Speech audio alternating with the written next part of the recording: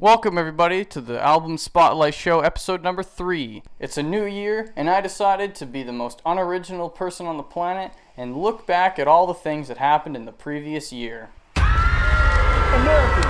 This is fucking America. It's not wearing, and let me correct you on this. I know it's your policy and you have to work because you're an employee, but understand.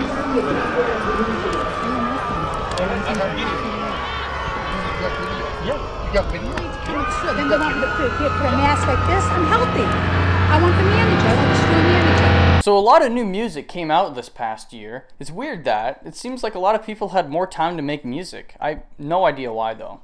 Anyway, I went through all the music that I liked that came out in 2020 and I ranked it. I have 4 lists: top 10 albums, top 10 EPs, top 10 remixes, and top 10 singles. Now I'm not going to go too in depth on any of the albums that I'm mentioning here because for almost all of them I'm going to want to make particular videos talking about that album specifically. So I'll just do a brief rundown, go through the list, and I'll give a short description of each album, and then we'll move on to the next one. So coming in at number 10 we have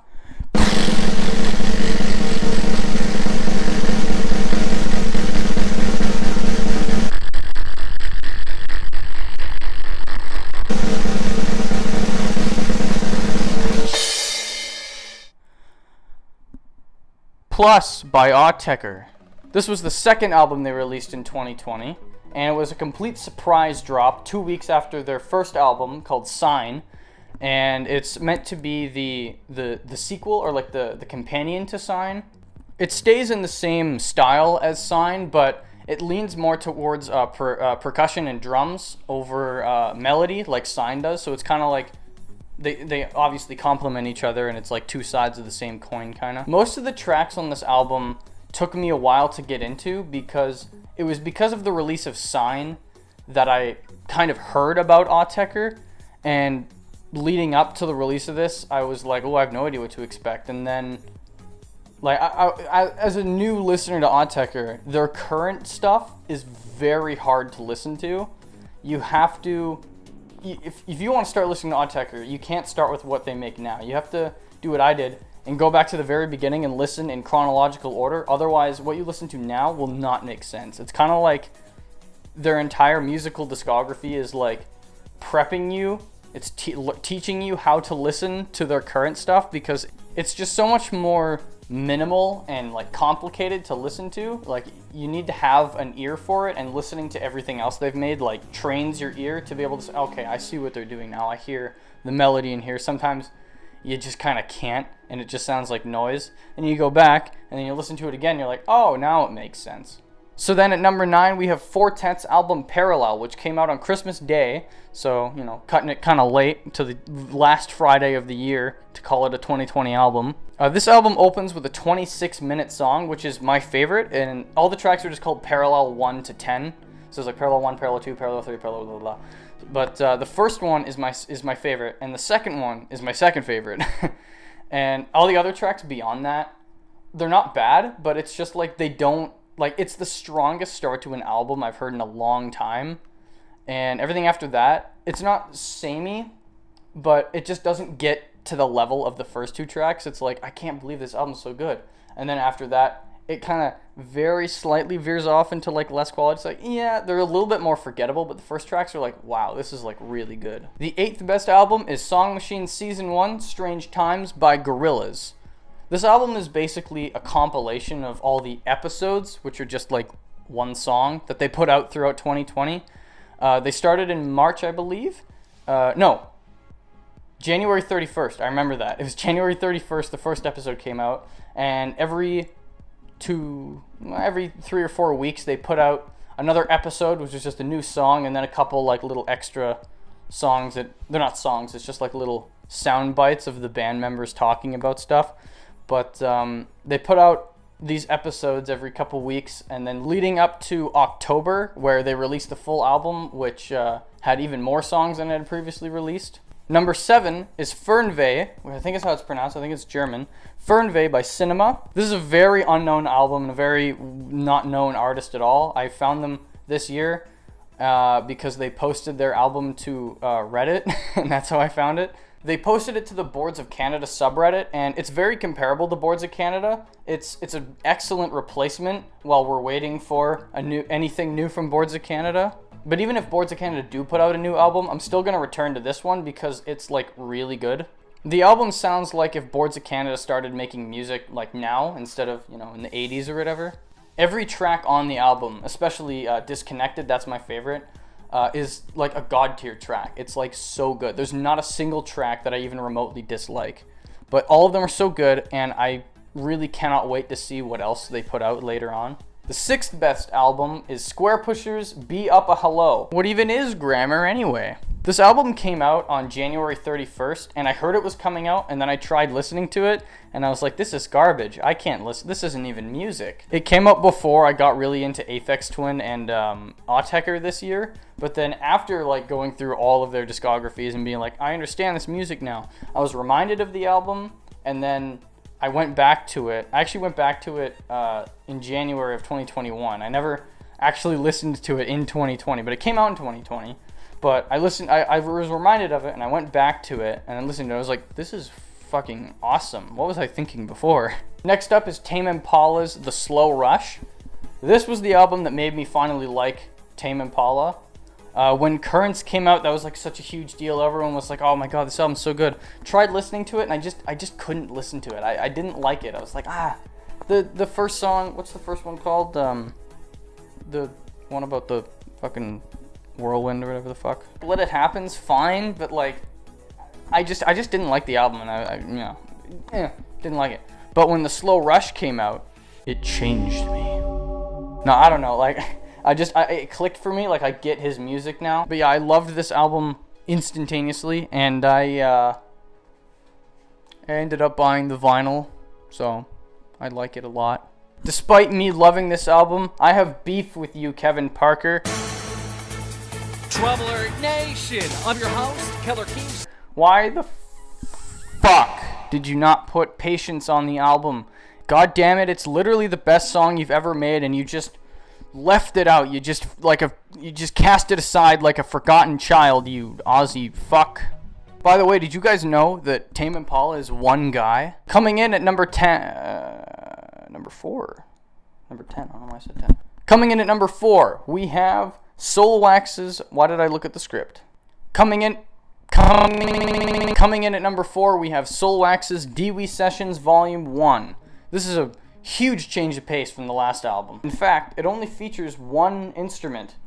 The instrument may be the size of a car, but it is one instrument nonetheless. This album was created entirely with the EMS Synthi 100, which is a monstrous machine that was borrowed from the Ghent University. The Diwali brothers had it at their studio for a year, and over the course of that year they just experimented with it and they crafted this album. The album has 6 songs, or 6 movements rather, as they're all titled Movement 1 to 6, and the total running time of the album is only 36 minutes. On the physical version of the album, movements 1 to 3 are on side A, and movements 4 to 6 are on side B. So I kind of consider movements 1 to 3 to be one song, because it all sounds like it's one thing. It's one continuous song that's kind of broken up kind of arbitrarily, but in each of the movements there's a clear difference from the other ones. But if you listen to them all together, it just kind of sounds like a long song that's like evolving, and the only break in the music is between side A and B. So really there's kind of only 2 songs on this album. Oh my god, that almost fell. With that in mind, side B is overwhelmingly way better than side A. Side A is good, and I will listen to it, but side B is so much more melodic, and it goes farther in either direction. Like, both sides start extremely minimal with like one tone that just keeps changing and stuff, and by the end it's like a full-fledged like beat, bass line, drums, melody all going. But then the second one is essentially the same thing, but it's way more melodic, as I said, and it goes seemingly more ambient and then more like extreme. Like the last song, Movement 6, is like a full-on like techno track. It's not techno though. I don't know what the hell to describe Soulwax is. They've created their own genre. It's just Soulwax. It just sounds like Soulwax. Number 3 is once again another Autechre album. These fucking freeloaders taking up 2 spots of my album list. How dare they? It's Sign, the first album they put out this year, and the prequel to Plus, I guess. The first half of Plus, you could say. This was the first Autechre album I ever listened to. Before the official release date of the album, they did like a live stream thing, and I tuned into that, and I had no idea what I was expecting. And then I was, of course, like, what the fuck am I listening to? But also I was like, this is really interesting. I want to listen to it again. But then waited for the album to come out, listened to it again and again, and I'm like, just like, I don't know. It's so weird. That's the weird thing about Autechre, is that you're not sure if you like it, but you keep listening to it because you're like, it's interesting to listen to, and you keep finding new details. And then eventually you realize, oh, I like this song, and that's why you keep listening to it. Behind door number 2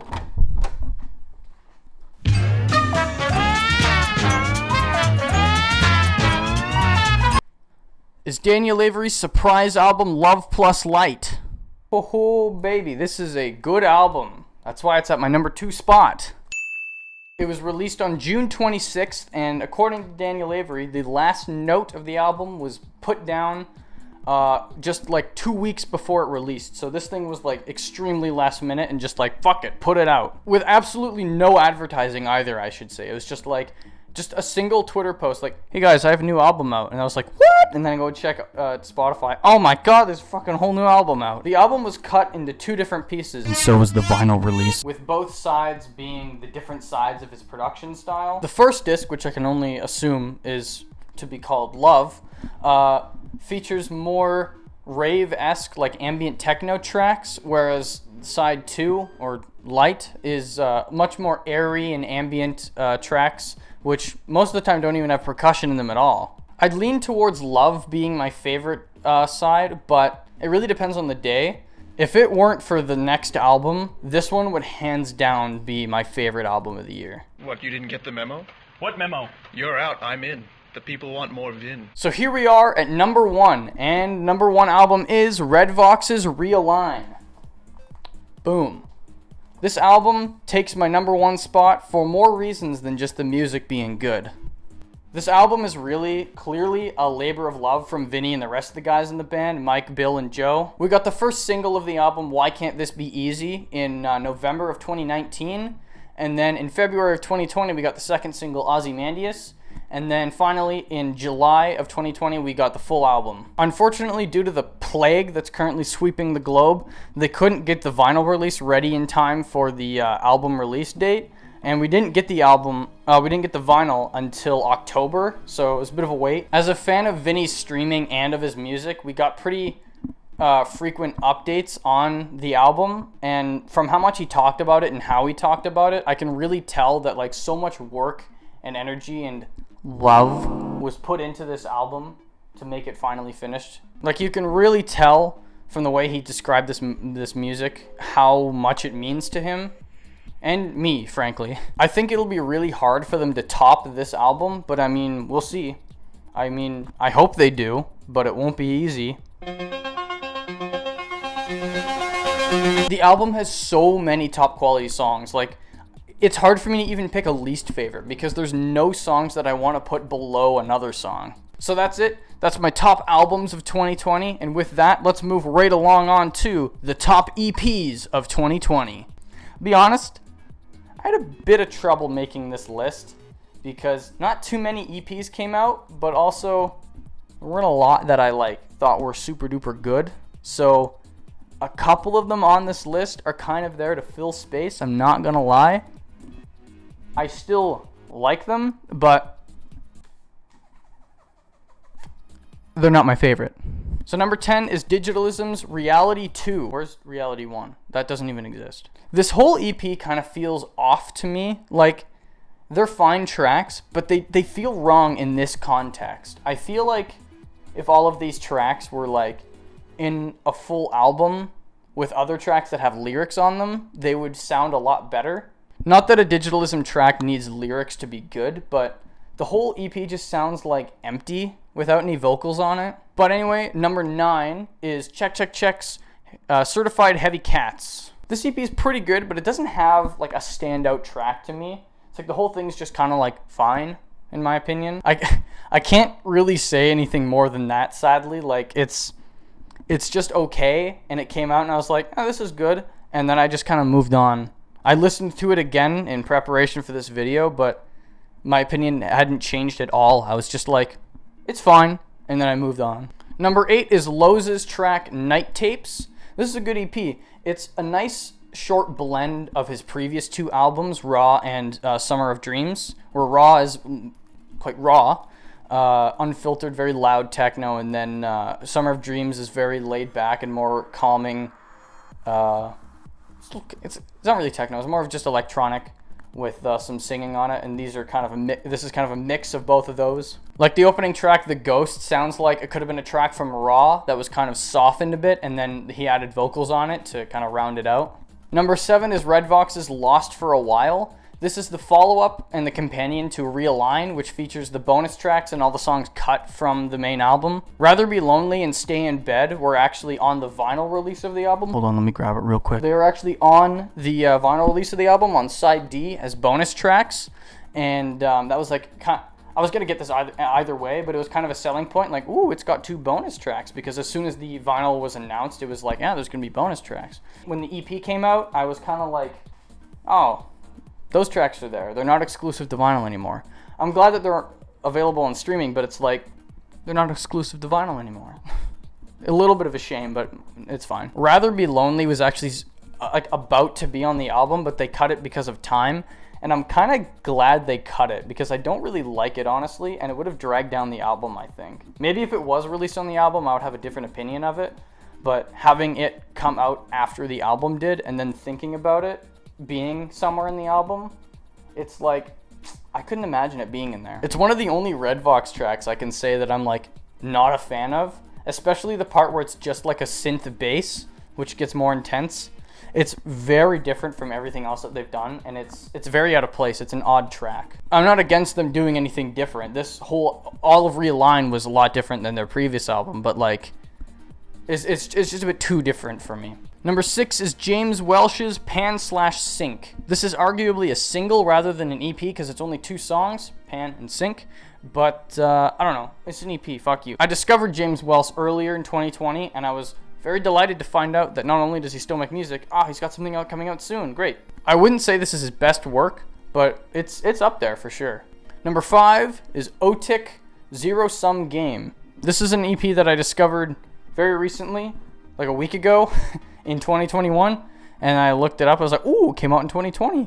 Add it to the list, because I was struggling to fill space in this list. I had never heard of Otik before, but when I did, I thought it was a Daniel Avery track, because Daniel Avery put one of his songs from this mixtape, from this EP, into a mixtape that he made, and I was like, this is a good Daniel Avery track. What is this track? I was looking into the track list. Oh, it's some other guy. Look it up. There's a whole EP and a whole discography of stuff like this. Great, more music. Number 4 is Squarepusher's Lamental EP, which is the follow-up to his earlier 2020 album, which is Be Up a Hello, which, if you already forgot, was my number 6 best album of the year. This EP is a good follow-up. It's a slightly more ambient and somber compared to the album, and part of that is because it features one of the songs from the album, Detroit People Movers. Number 3 is Lena Raine's Minecraft Nether Update OST, which obviously features all of the songs that were added to Minecraft in the Nether Update, which released in summer of 2020. When I first heard that anyone else besides C418 was making music for Minecraft, I was pretty mad. A lot of people were, but I love Lena Raine's music, and I love these songs too. I'm still kind of miffed that anyone other than C418 is making music for the game, but if you move beyond that, these are still really good tracks and they fit well with the game. If anyone had to make music other than C418 for the game, Lena would be the person to do it. I think she did a good job of finding a balance between her classic style and C418's style. It's a little bit more minimalistic than the other stuff she's done, so it's a good blend between the two. But number 2 is Lone X Ketema by Lone X Ketema by Lone X Ketema by Lone X Ketema by Lone X Ketema by Lone X Ketema by Lone X Ketema by Lone X Ketema by Lone X Ketema by Lone X Ketema. The EP offers 3 club tracks, one made by Lone, one made by Ketema, and one made by them together. This EP came out on July 31st, and if I remember correctly, it was the release that drew my attention to Lone. I don't remember how I was made aware of this EP, but what it coming out was what made me find Lone, and this and his 2016 album are quite good, and they pair well together, actually. And now, finally, for number 1, as soon as I started this list, I knew instantly that this would be the number 1 track. It was released in January of 2020, and I still can't believe that. It feels like it was like 2 years ago. But it is Molecule's Nazare. Ooh, ah. Molecule's way of combining minimal techno with the sounds of whatever his records are about it's phenomenal the way he does that. The ocean sounds and the sounds of the boat on 60 degrees 43 minutes Nord, and then the sounds of the Arctic with the winds and the snow and a little bit more water on negative 27 degrees Celsius. It's amazing. As usual with Molecule, this album was recorded completely on location in Nazaré, Portugal, and it features small snippets of interviews from people from the town. I highly, highly, highly recommend listening to this record in one sitting, and it definitely benefits from listening to it intently, like actually concentrating on it, because there's a lot of little details in here that could be easily missed if you have it in the background. So there's that list, my top EPs of 2020, and with that we can move right along on to the top 10 remixes of 2020. So starting off at number 10, we have Nadia Kasaba's Virtual Lover, which was given new remixes by Jordan Nocturne in 2020. Specifically, I prefer the Jordan Nocturne dub version, which I just think it's a better overall mix compared to the normal remix version. I wouldn't say I put this remix here to fill space, but I don't have too much to say about it. It is good, but it's just kind of average compared to some of the other remixes that came out this year. But yeah, it's a really groovy remix, and I really love the vocal chops that are throughout the whole mix. Number 9 is Tycho Easy, Mild Minds remix. I'm not a big fan of his album Weather or the follow-up Simulcast, and I wasn't super excited for these remixes to come out either, but I did listen through them, and this one I do actually really like. I mean, of course, it being a Tycho track, it's very laid back and chill, but Mild Minds, I know nothing about Mild Minds, by the way. He did a good job of making it much more upbeat and just kind of a more groovy track. The original is fine, but I feel like this version is what the original version of the song should have sounded like from the beginning. Mild Minds fixed the song, basically. Number 8 is Lot Real's My Friend the Sun, Digitalism Error 404 treatment. So for this song, Digitalism did 2 separate remixes of it, the Error 404 treatment and then the Sound.wav remix. They really love using computer terminology in their song names and promotion and stuff like that. It released on May 18th, and when it first came out, I actually preferred the Sound.wave remix over the Error 404 treatment, but then I kind of forgot about these remixes, and then I came back to them later, and I was like, what was I talking about? The Error 404 remix is way better, and I actively do not like the Sound.wave remix now. I think the Error 404 one is way better. Number 7 is C418's Aria Math, or Aria Math, which was remixed by Protostar. This track is very interesting because it's the first officially licensed remix of the Minecraft soundtrack by anyone other than himself. C14 has done a couple remixes of his own songs that were in Minecraft, but this is the first official remix by someone other than him, which is interesting. And the fact that it came out 6 years after the original song came out is also kind of weird. Protostar put an interesting twist on the song by turning it into a D&B club banger, but still keeping the ambient core of the original song still present throughout the mix. I especially and really love the weird twisting and distorted and stretched out effects that he put on the steel drums or the pan drums. I don't know what they are, but whatever they are, I like them a lot. The main drop does just kind of sound like the original song with drums on top of it at first, but after a while you start to hear more of the finer details and you're like, okay, that's some clever stuff he put into the song. Number 6 is another Tycho track from the Weather remixes. It's Into the Woods, which was remixed by Christopher Willits. It's a lot more laid back than Tycho usually gets. Christopher Willits did a good job of mixing the weird backwards melodies with the long droning ambience, and then there's those really cool light plucky whatever that is. It's synth, I guess. But overall, it all meshes together into like a really good just listening experience. Number 5 is a very stark difference from the previous track. Next is Nick Hange, Our Victory Quick remix. Now, I love Quick, so when I saw that he did a remix, I was like really excited. This one came out on Christmas Day, so I was like, well, this is the best Christmas present ever. This track is like so intense. However he gets that bass line is like insane. I don't know if he uses a real guitar or not, but it's like perfect. I have only one complaint, and that it's too short. It's only like 2 minutes long, and it just kind of ends. I really hate that with songs. They're just kind of like, some songs, they have an actual ending. Some of them just fade out, but then there's others that just kind of like stop. And this is one of those ones, and it really pisses me off when that happens. It's like you couldn't even if you just faded it out, it would have been fine, but it just kind of like suddenly stops, and it's like, well, guess the song's over now then, I don't know. Number 4 is LA Priest's What Moves Soulwax remix. Soulwax did a lot of remixes this year, and this one is, unsurprisingly, amazing. I don't think there's a single Soulwax remix that I don't like. As per usual, it has a really groovy bass line that has drums that are put through a phaser. There's not as much phaser on the drums as per usual, but it's still there, and that's how you know it's a Soulwax track. The song pretty much stays the same throughout the whole thing, but it's just like a neat little track. It's just good. The breakdown at 3:30 is probably the best part. There's like the sick little guitar loop, and then the drums coming back in at like 4:05. Then the song starts breaking down, and it starts to turn into something that could have come off of their Dewey sessions from earlier that year.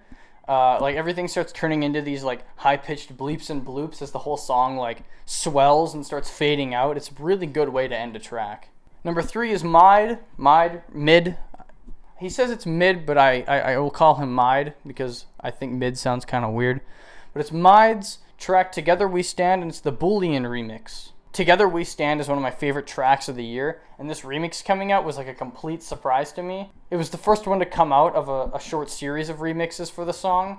It's the best one probably. All the other ones like do not compare to this one. All the other ones were like, it's not as good as the other one. It's not as good as the Boolean remix.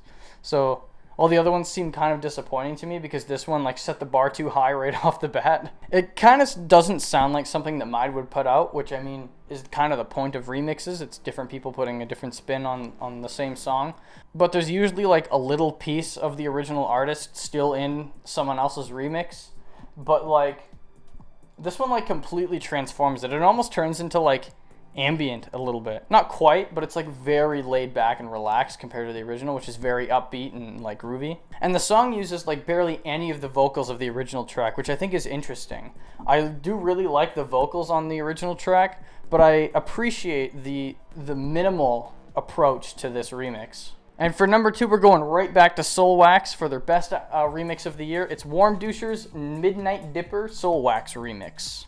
I love the custom, for lack of a better word, intro to this song by one of the band members of Warm Doucher, where he's like just introducing the fact that you're in a remix by Soulwax, which I think is really funny. When the real song finally kicks in after the intro, you're greeted with just jam. Just jam. It's the grooviest groove to ever have grooved in the history of grooves. It's like just this amazing bass line on top of simple but very, very good drums, very hard-hitting drums. And then the standard background of weird shifting noises in the background so that you know it's a Soulwax track. This song also stays fairly consistent throughout the thing. That's kind of what Soulwax does. They kind of make extended versions of the original song, but then adding their own flares onto it, obviously. But so this track, they kind of like picked a sound that they liked, and then they just kept that going through the whole thing, but that's not a complaint for me. The song could have been twice the length and I would have been happy.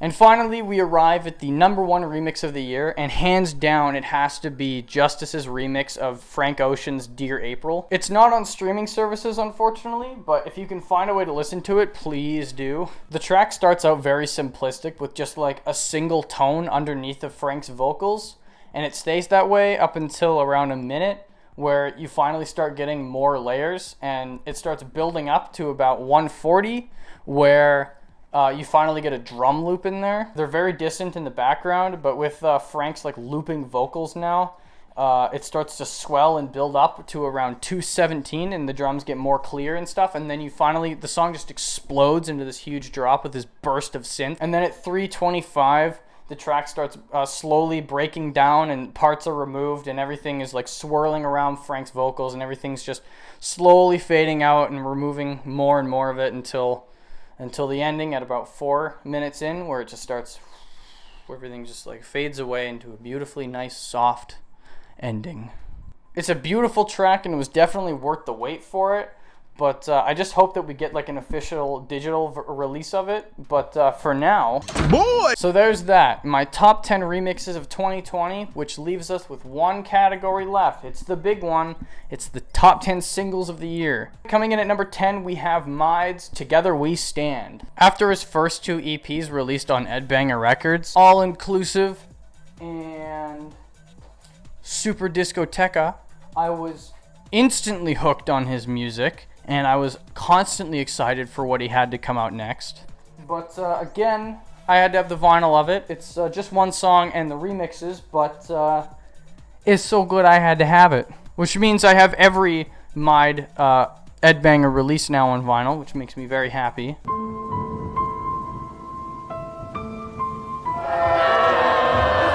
It's a super groovy track with like a classic, just like slapping bass line over it, which is very Myde. And it's got these like interesting choir-like singing for the vocals, but it's like just Myde and one other guy singing, so it's super interesting. Number 9, it's Gorillaz Aries. This track is like a perfect blend of old and new Gorillaz. It's like a summary of their entire sound in one song. And it took a lot of debating with myself to choose this song as my favorite out of the others that they released this year. Valley of the Pagans and Pac-Man were really close seconds, and in the end, this one took the top place because of the chorus. Like, it's just how... It's a good song. Number 8 is Soulwax's Movement 6 from their album Dewey Sessions Volume 1. It's the penultimate song of the album where everything kind of comes back together and it turns into a classic Soulwax track. This is a song that I listen to often, and every time it comes on, I feel the need to just, like, pause the playlist, go listen to the entirety of this album, and then come back. So it's like, all right, I've now got the full experience, I can move on. At the beginning of the song, you just kind of have these like weird shifting around bleeps and bloops that keep going really quickly, and then more and more is added on top of it before they're like drowned out. And then at the ending, it ends the same as it begins. It like everything fades in, and then everything like slowly fades out, and you're just left with the bleeps and bloops again until the song finally ends. Number 7 is Cinema's Disconnected from his album Fernweh, which I talked about earlier. Again, this song and his music sounds exactly like if Boards of Canada had started making music like this year, and it's like a perfect song. This track is very laid back and airy, with resonant filtered drums and plenty of background droning ambience to fill out the mix as it goes on. And it's one of those songs that makes you feel nostalgic for something you've never experienced. Number 6, we have Daniel Avery's Dusting for Smoke off of his surprise 2020 album, Love Plus Light. This track following the opening track, London Island, is like a perfect quick summary of the rest of the album. It's like you start with an ambient and then you go right into like club techno bangers, and you're like, okay, these are the two sides of the album. Like as soon as you start the album, you know exactly what you're going to get into. The song is very intense and very full, and it keeps adding on more and more drums and more droning until 2:30, where the whole thing drops out to just the droning ambience. And then it just immediately cuts right back into the extreme synths with a whole new melody coming in. That's the best part of the track. You're like, okay, this is very intense. Oh my god. And then you get that dropout and you're like, okay, we get a nice break. You can relax a little bit. And then just boom, you're slapped in the face by like an even more intense breakdown. This new, more intense melody is eventually rounded out with more of the sounds that we heard previously in the previous section. And then everything slowly eventually starts fading out towards the end, where we're left with the classic Daniel Avery static noise at the end. Number 5 is Tame Impala's Lost in Yesterday. This was probably one of the hardest songs to pick for this list. There's just so many tracks on the slow rush that I love so much. In the end, though, it was the chorus of this song that pushed it above all the other ones. I love how Tame Impala's sound has evolved over his career. In this album, he uses a lot more synthesizers, which, you know, I love. But I think that all culminates into this song. It's got plenty of classic instrumentation with, like, you know, you got drums and guitars and stuff, but it's nicely, those are like almost sprinkled over top of a synth song, which is really interesting. The highlight moment has to be at 1:34 where there's like this awesome synth solo. Number 4 is Autechre's Marhide from their album Plus. This track is stupid. It's the dumbest thing they've ever made, and I love it. It's one drum loop and a single riser for 3 minutes and 40 seconds. Yet, I don't know, somehow it's like emotional, but like it's personal. It's weird. It's a very odd track. I recommend you listen to this song, even if you have no interest in Autechre, you've never listened to Autechre. Like, just this is an interesting track. This is an interesting track to listen to, not to see if you like it, but just because it's so interesting and fucking weird that it's like, what the fuck? It's worth a listen just to hear it. So it's like, well, that was a fucking experience. Every time it comes on, I can't help but like laugh, but then I'm like, oh yeah, I want to listen to this again. It's got this ridiculous drum loop with this like penetrating synth sound in the background that keeps like shifting and changing and cutting in and out. It's really, really weird.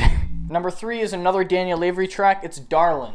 It's really odd how simplistic this track is. It's essentially one long build-up the entire way through. The entire track starts with just a kick drum, and he basically uses white noise as an instrument. Eventually more instruments are added to the mix. Cymbals and snares are added with the kick drum, and they're all surrounding the ever-increasing intensity of the main melody going on. It's a very simple track, but it's very clever how little was used to make it sound good. I really appreciate the clever work on this track. Daniel Avery didn't set out to make a simple track. He wanted to see how far he could stretch minimal instruments, and I think he stretched them pretty much to their limit. The song continually builds up until 4 minutes and 29 seconds when the song finally changes and you get the main synth recedes and you get like a new dark bubbly melody coming in until the song finally fades away into the static. I love that, by the way, about Daniel Avery tracks. It's most likely intentional, but he like leaves all the static and all the like background sound of his songs, and it helps to round out the mix, but it makes them feel like dirty and gritty and like more personal, kind of. It's kind of interesting how he not only like uses static as an instrument, but it just like helps to fill out his whole albums, and he like uses the static as a transition between songs. And now on to number 2, which is Molecule's Praia de Norte. I already learned this. How do I pronounce it again? Praia do Norte. Praia do Norte. As per usual, Molecule baked this track and this whole EP with the sounds of ambience of whatever his record is about. And in this case, it's about surfing, so it's all ocean, waves, and interviews of people talking about surfing. The peak of this song is at 3:05 when we get a drop that is just a guy going, boosh! I much prefer the main original version of the song over the club edit, because I find that in the main one, the melody like gets more intense than in the club one. And I like the part at the beginning with the French people laughing, which is not in the club edit, which is a real shame. But anyway, that leads us on to the final part of this video. Finally, the number 1 song of the year of 2020. That's right, it's WAP! Yeah, you fucking with some wet-ass pussy.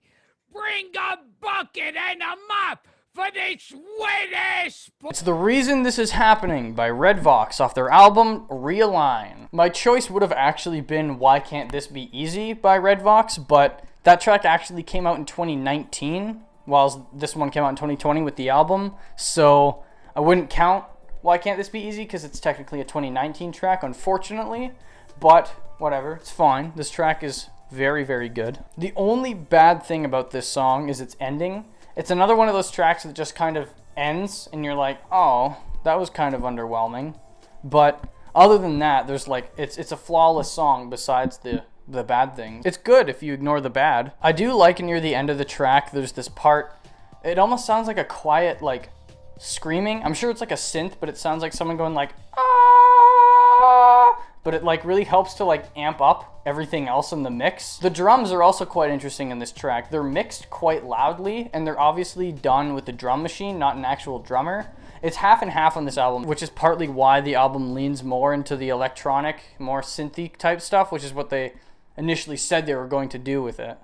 Okay, so there we go. That was my 2020 wrap up. That was the best music that came out in 2020 according to me. The best albums, EPs, remixes, and singles. There's nothing else that I could possibly talk about. This is a bit of a long video, but you know, I wanted to do a whole summary video like this, and I did. So there you go. Hope you like it. I'm a little bit late when putting out this video, but you know what? It's fine. There was a lot to go through anyway, and the script is like 7,000 words long, so like, give me a break.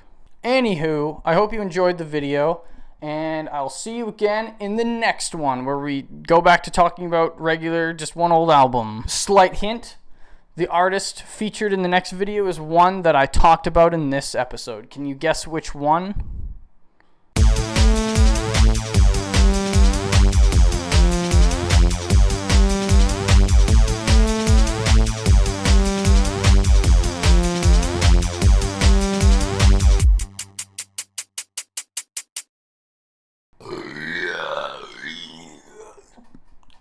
Oh God. Am I gonna die?